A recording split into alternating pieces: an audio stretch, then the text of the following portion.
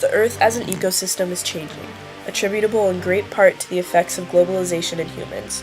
More carbon dioxide is now in the atmosphere than has been in the past 650,000 years. This carbon that stays in the atmosphere acts like a warm blanket and holds in the heat, hence the name global warming.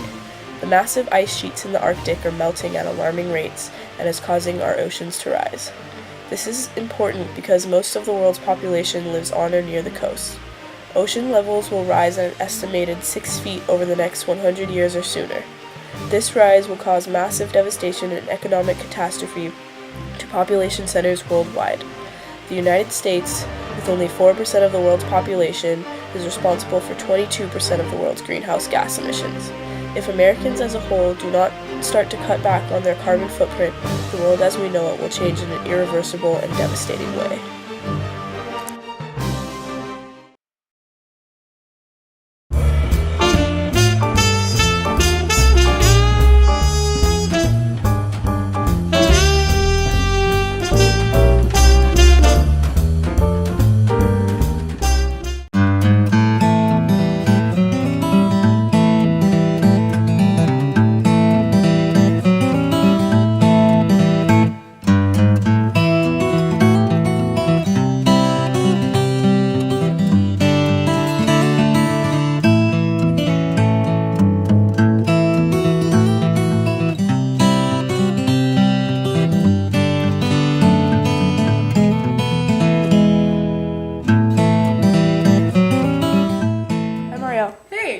Alright, I'm going to ask you a few questions about CO2.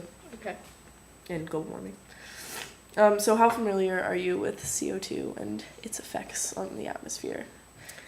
I'd say I'm pretty familiar with it because I'm in environmental science with Mr. McNally, and we had an entire chapter on it, and we also did alternative energy project on that, so I know a bit about it. What was your project about? Everyone had to break up into different groups, and each group was assigned an energy source, and we had to either make like a video or some kind of presentation about it, like a PowerPoint, listing all the facts and why it's better than other energy sources and stuff, so it was kind of a competition. Sweet.